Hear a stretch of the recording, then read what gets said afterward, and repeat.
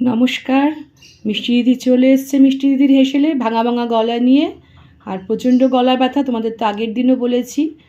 তো চলছে, এখনও মেডিসিন চলছে, একটু একটু করে রিকভার করছি। তো যাই হোক, অনেক দিন আগে এই গাজরগুলো কুড়িয়ে রেখেছিলাম, কিন্তু শরীরের জন্য করতে পারছিলাম না। তো আজকে না করলে একদম এগুলো নষ্ট হয়ে যাবে, তাই করে ফেলছি।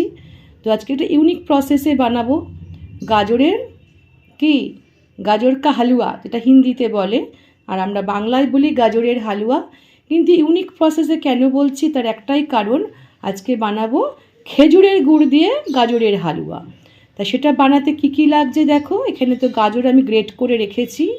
এটা হচ্ছে খোয়া ক্ষীর, গুঁড়ো দুধ, কাজু, কিশমিশ, এটা হচ্ছে তোমার একদম পাটালি গুড় যেটা, সেটাকে গ্রেট করে রেখেছি, এলাচ, দারচিনি, ঘি, আর লাগছে দুধ। আর অবশ্যই একটু নুন দিতে হয় যে কোনো মিষ্টি খাবারে, তাই সেই নুনটা তো দিতেই হবে। আর আমার বন্ধুরা কেমন আছো? তোমার মিষ্টি দিদি তো একদম মানে ভালো মতন এবার পড়েছে।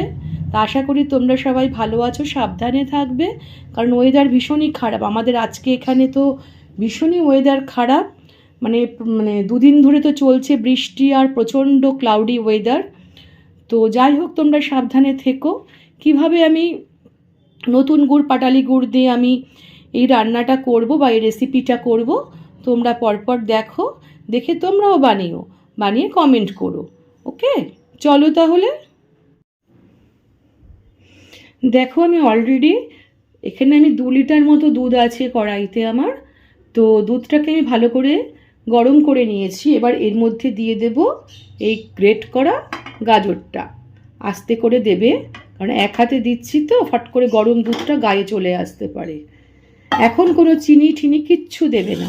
এখন জাস্ট এটাকে এই দুধের সঙ্গে ভালো করে মজিয়ে এটাকে কি করতে হবে, ড্রাই করে আনতে হবে।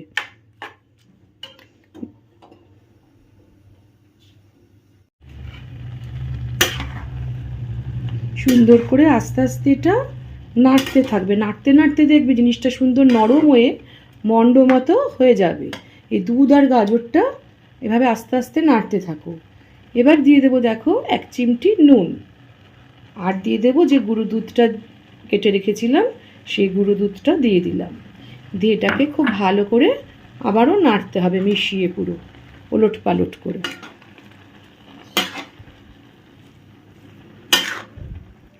বেশিক্ষণ কথা বলতে পারছি না, কথা বলতে গেলেই গলা খুব ব্যথা করছে, এমনিই গলা ব্যথা।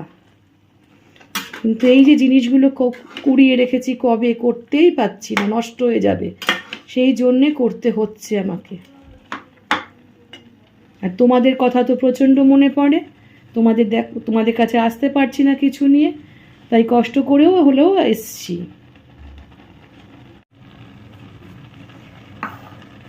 এবারে কি করব, এর মধ্যে যে খোয়া ক্ষীরটা দেখো 1 বাটি গ্রেট করে রেখেছি, পুরোটা দেব না, খানিকটা আমি দিয়ে দিচ্ছি এখন। আর ঠিক নামানোর আগে ব্যালেন্স যেটুকু থাকবে সেটুকু দেব।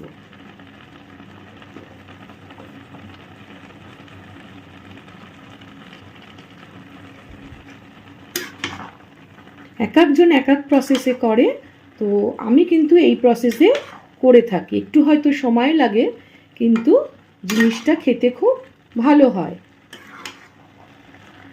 আর তোমাদের যদি আমার প্রসেসে রান্না বা রেসিপি ভালো লেগে থাকে, তাহলে কি করবে, লাইক, শেয়ার, কমেন্ট, আর পাশে থাকা বেল আইকনটা একটু মিষ্টি দিদির কথা মনে করে আমার নতুন বন্ধুরা একটু প্রেস করে দিও।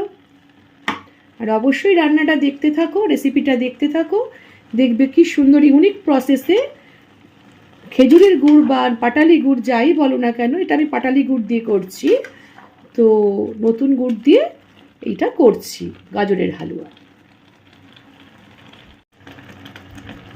দেখো, দুধ তো ছিলই, তার সঙ্গে আরও গাজরের থেকেও জল বেরিয়েছে। আর আমি দেখো পুরো খেজুরের গুড়টা এবার দিয়ে দিয়েছি, দিয়ে এবার মিক্স আপ করে নেব পুরো এটার সাথে। এই খেজুরের গুড়টা আস্তে আস্তে পুরো ফ্লেভারটা পুরো জিনিসটার মধ্যে ঢুকে যাবে। একে একে প্রত্যেকটা ইনগ্রিডিয়েন্টসই দেখছো তো দেয়া হয়ে যাচ্ছে, কিন্তু এবার মেইন কাজটা হচ্ছে এটা পাকানো। মানে একদম পুরো ভাজা ভাজা হয়ে যাবে। একটু ধৈর্য ধরে করতে হয়, পেশেন্স রেখে রান্নাটা করতে হয়, তবেই খেতে ভালো হবে।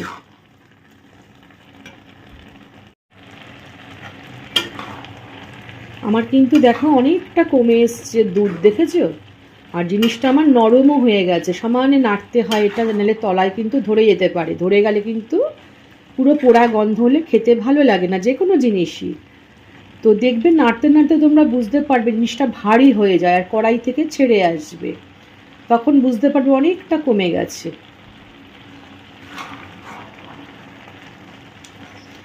যে কোনো ভালো জিনিসই খেতে গেলে দেখবে একটু পরিশ্রম তো লাগেই, বলো? খুব সহজ পদ্ধতিতে কি সব কিছু হয়? একটু খাটতে তো হয় কিছু কিছু রান্না বান্নায়। দেখো এবারে কি করব, একটা আমি ছোট প্যান নিয়ে নিয়েছি আর দিয়ে দেবো এর মধ্যে ঘি। অনেকে ঘি দিয়ে প্রথমে ভাজে, আমি কিন্তু ঘি দিয়ে প্রথমে ভাজছি না। ঘিটা ভালো করে গরম করে নাও, গলিয়ে নিয়ে এর মধ্যে কি করবে, এলাচটাকে আমি একটু থেতো করে নিয়েছি আর দারচিনি, এই দুটো ফোড়নে দিয়ে দিলাম।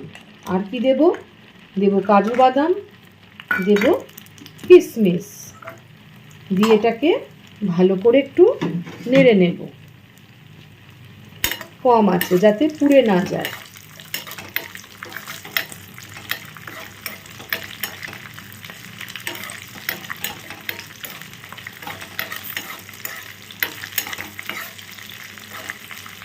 সুন্দর একটা ফ্লেভার বেরিয়ে আসছে দেখো, যেহেতু দারচিনি আর এলাচ দেওয়া আছে আর কাজু বাদাম কিশমিশ, প্রত্যেকটা জিনিসের একটা সুন্দর গন্ধ বেরিয়ে আসছে, আর ঘি তো অবশ্যই আছে।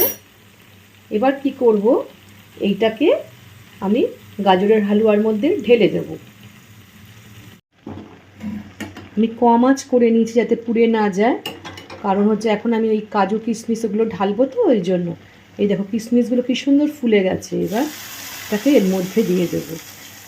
কখন দিলাম না, আমার যখন একদম কমে এসছে, প্রায় একটু মাখো মাখো হয়ে এসছে, তুমি নাড়তে নাড়তে বুঝতে পারবে আঠা আঠা মতো হয়ে আসবে, ঠিক তখনই ঘি, কাজু কিশমিশ আর দারচিনিটা দিয়ে দেবে। আমি প্রথমে দিলাম না, তাহলে কিন্তু ঘিয়ের গন্ধটা উড়ে যায়।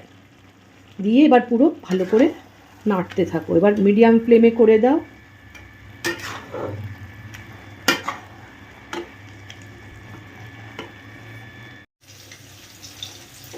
দেখো আমার কিন্তু পুরো জিনিসটা একদম প্রায় ডান, কড়াই থেকে ছেড়েও এসছে। এবার এই মোমেন্টে ঠিক এইরকম সময় যে ব্যালেন্স তোমার ক্ষীরটা আছে সেটাকে দিয়ে দেব, দিয়ে ভালো করে নাড়িয়ে নামিয়ে দেব।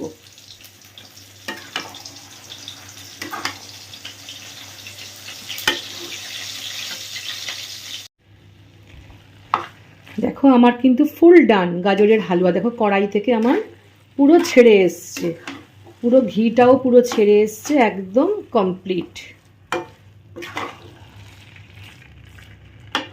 গাজরের হালুয়া।